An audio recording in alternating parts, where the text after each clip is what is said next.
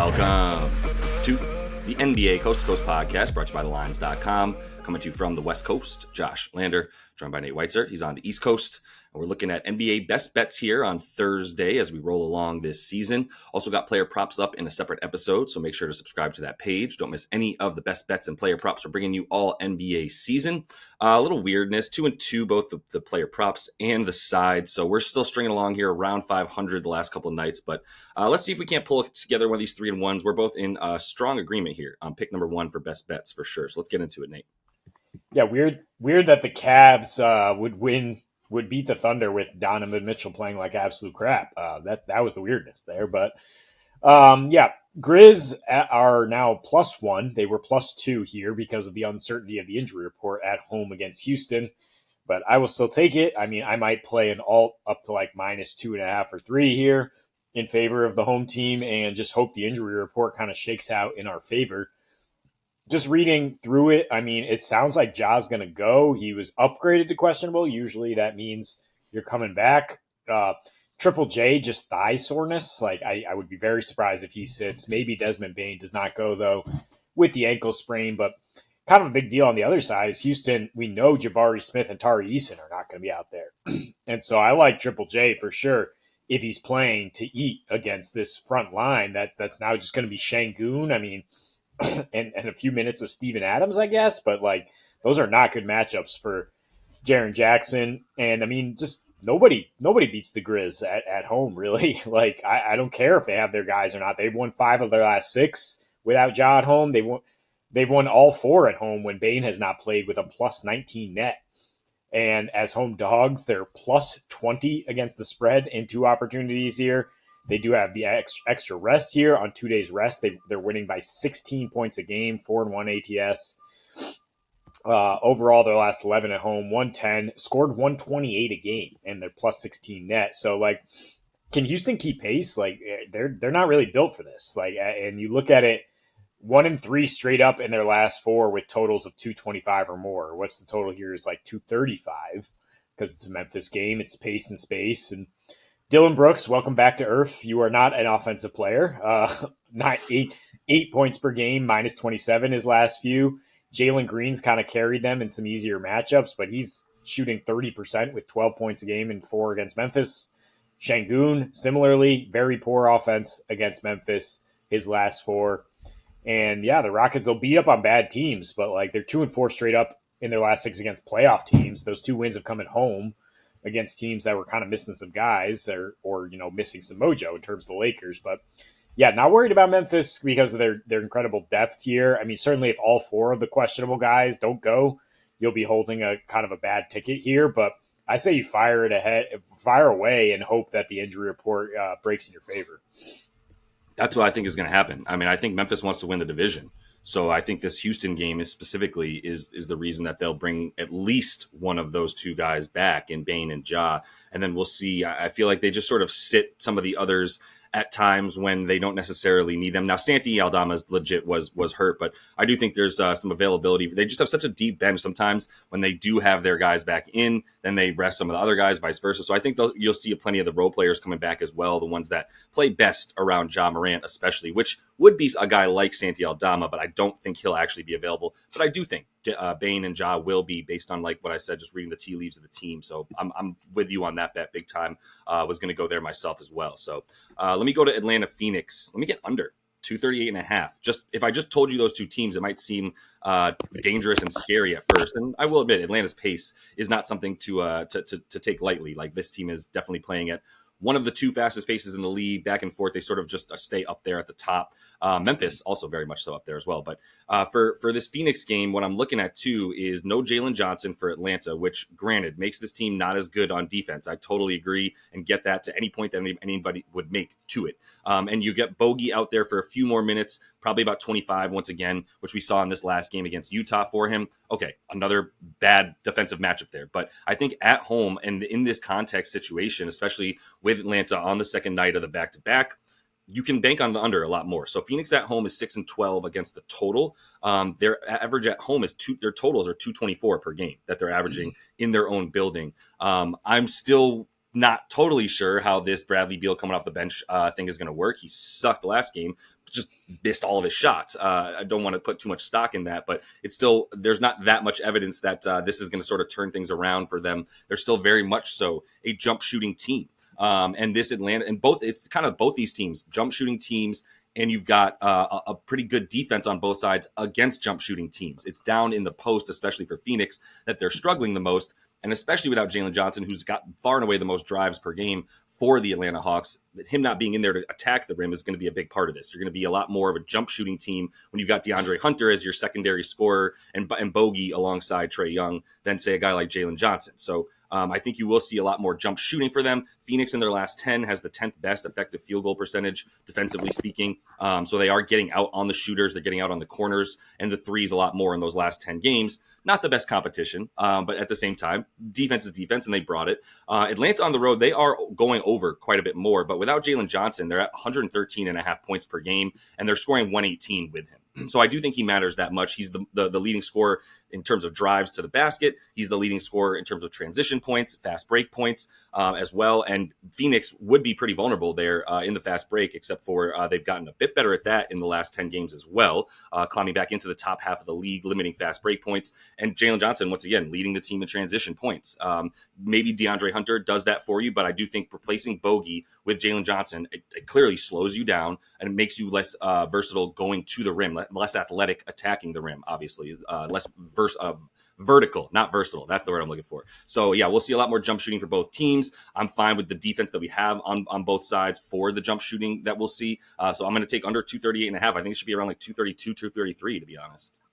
Yeah, as long as the Suns' variance doesn't swing wildly back the other way after they just missed every open three in Charlotte, trying to bounce back here. But I mean, yeah, Bud is still playing with stuff. The offense has cratered at times because of the adjustments he's made.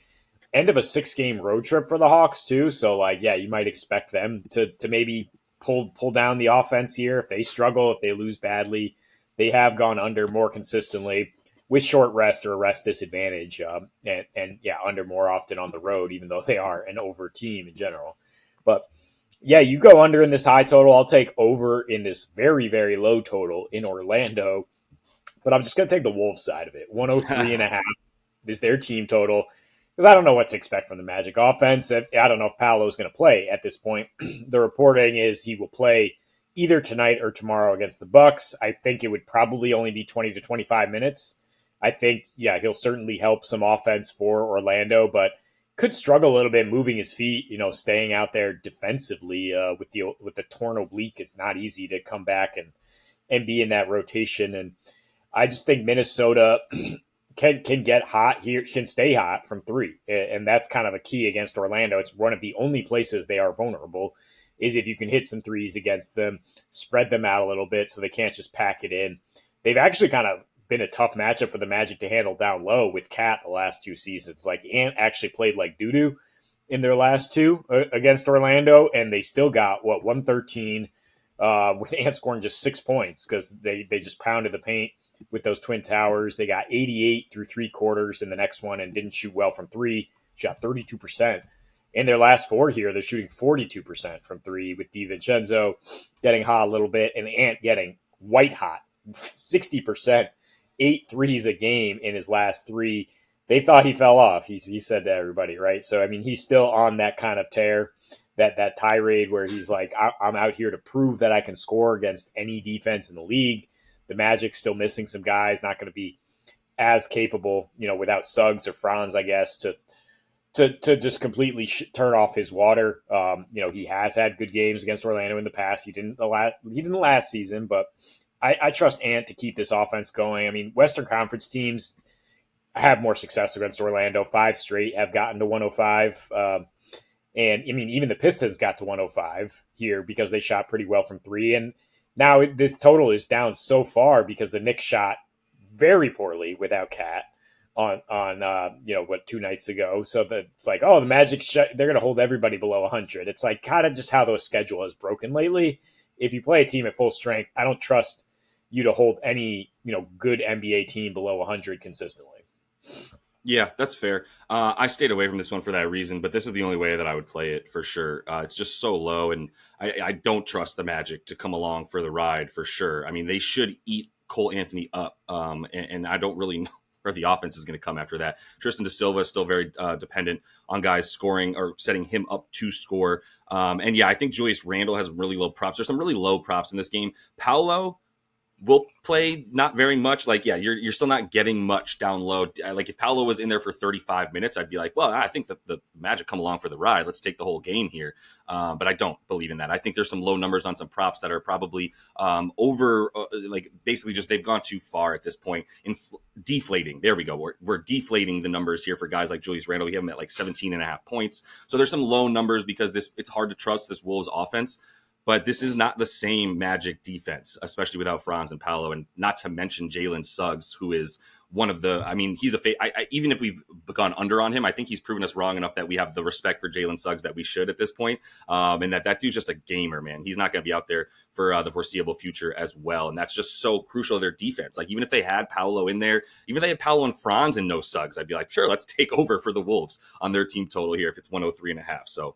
Let me go to Miami, Utah, and I'm super happy to fade Miami, my man. Like, I don't know what we're doing here. The only like the Dubs are not good. So let's take the Jazz 5.5. I have so many points to make here. I'm just getting ahead of myself. Jazz plus 5.5 against Miami at home. Let's keep that in mind. This is in Utah. What in the world has Miami done to make you think that this team deserves to be a 5.5 point favorite against almost anybody? I mean, that Charlotte, Washington, throw the dregs of the league at me, and I'm probably still going to take points against Miami if it's too high, like it is right now. Third game and fourth nights for them. Congratulations on keeping the Steph Draymond, maybe Schroeder-ish kind of show to go 14 for 50 from three. I don't know how much that was you and how much it was like Steph's like, well, we're only going to win if I keep shooting. And he chucked it a bunch of times for that reason. We might be on to the part of the season where Steph's like, all right, F it, I'll just do it myself. So keep that in mind for Golden State as well. But it didn't work against Miami, and it won't. But now we're in a situation where it was like no one expected Miami to hang around with the Dubs in the last game. So that's why they did, because they do the exact opposite of what you expect. Let's go with that too.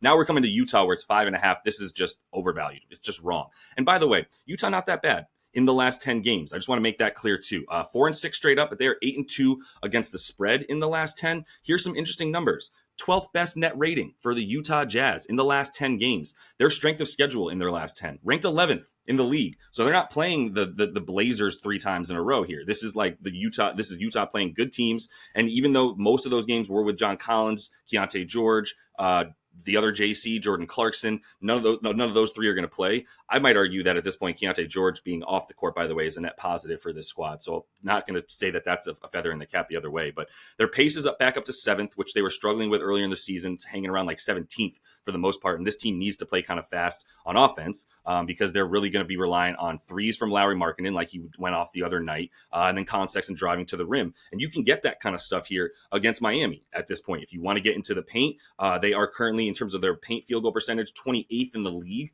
They are 19th in the league at the rim, defending that. Centers are getting a ton of rebounds against them, third most. I do like Walker Kessler in this game. I think it's probably going to be like a 1 to 2 point game, to be honest. Like, I think it's going to come down to the wire. We're going to watch clutch offenses come in. Clutch because it's the situation, not because either of these offenses do I consider clutch, by the way. I don't really like too many points in this one as well with the way this Utah team is constructed now, and obviously Miami. But I just think, yeah, Utah on offense is still as good as Miami at this point, and not much worse on defense, to be honest, especially when you keep Keontae George off the floor and you've got some of the defenders and the length that they're going to be bringing off the bench. So Utah plus 5.5, man, all day. Yeah, you place Keontae George with Collier, right? And Yeah. that just gives Length. Rozier or Hero a tougher matchup. Yep.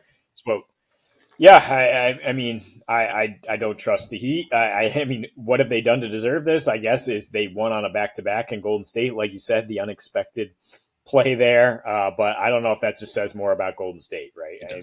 They are 1-5 as a road spread, as a road favorite against the spread here, and 6-11 after a win. So no consistency for the Miami Heat. I don't really trust a revenge narrative angle after they got smacked by the Jazz at home. I trust more that Utah is at home with a little advantage here and playing at altitude in the third game in 4 nights. I don't think Miami is going to blow anybody's doors off. So yeah, this was in my in my lean category, and I'm happy to let you take it as official. Yeah, no, this is an easy one to me. I mean, look, maybe the Heat do it again, but yeah, I'm going to be fading them with this many points over 5. It's crazy to me. So that's all the time we have for you in Best Bets. Make sure to subscribe to that page. You can also check out the Player Props episode and get all those player props we're bringing you as well. And until we see you next, happy betting.